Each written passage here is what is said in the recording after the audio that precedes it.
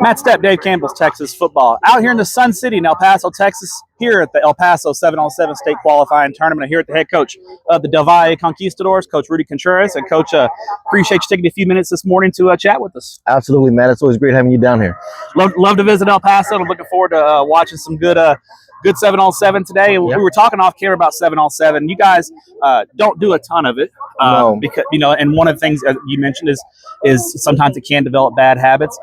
You talk to your guys. What do you want to see out of your guys today, and how do you want to execute? Because I know for you, 7-on-7, you want to run your Friday night offense. Absolutely. You want to get better for Friday Absolutely. night, right? There's no game planning for 7-on-7. We're going to run what we run on a Friday night, and it's all about execution. And first of all, I told these guys, if we're going to do this year, it's about competing and doing it the right way.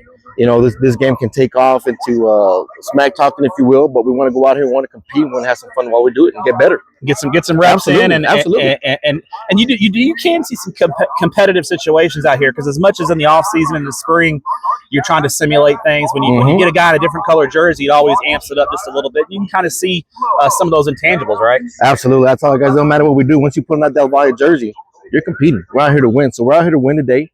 We're going to face some good competition, but we're excited. We're going to get after it and have some fun.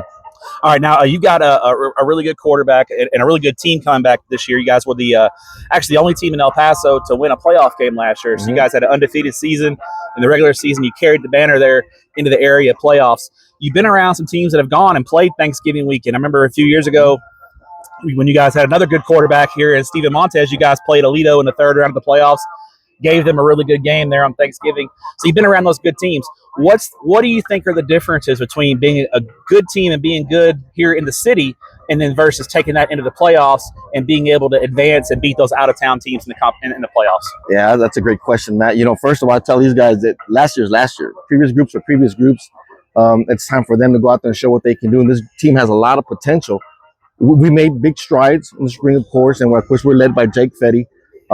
But the thing is doing all the little things right, competing and doing all the little things right, executing, and just coming out here and battling and having some fun. Is that kind of the difference, especially when you get to the playoffs? Those margins get really slim because you're playing good people. It's that little penalty here and there, that guy fighting for that extra yard or two. It's those little intangibles, right?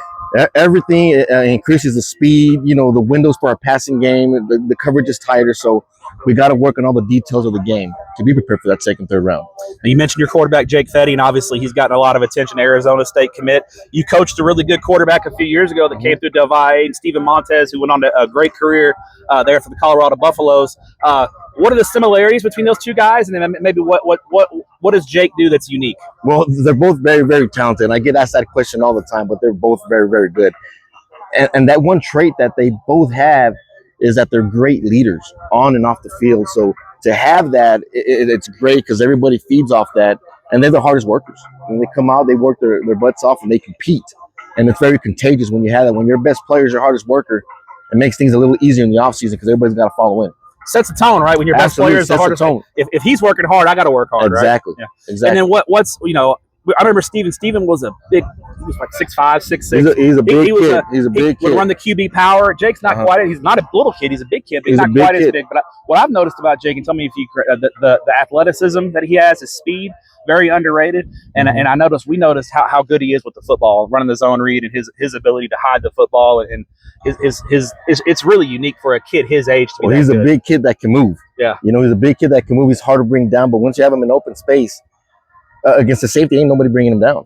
That's what separates him. As a freshman, he qualified for regionals and track. That speed's always been there, but he's a big, strong kid. And then just the arm strength's unbelievable. But the progression that he's made throughout the last couple of years is slowing the game down, going through his progressions, getting better with his footwork and all the technical things that we got to work on. He's really improved on that. That's really where he's made his big jumps.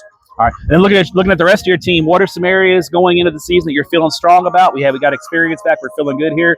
And maybe some areas where we still got some positions that some young guys, if they have a good summer, they put in the work in summer strength and conditioning, they can win those jobs. Absolutely. Everybody's still battling. We've lost some key guys, but it's always fun to see who's going to jump in, who's going to step up. And we've seen quite a few guys going at it. And, of course, it helps when you have Josiah Nunez, Dylan Gonzalez, Mateo Santibanez, Abraham Garcia coming back.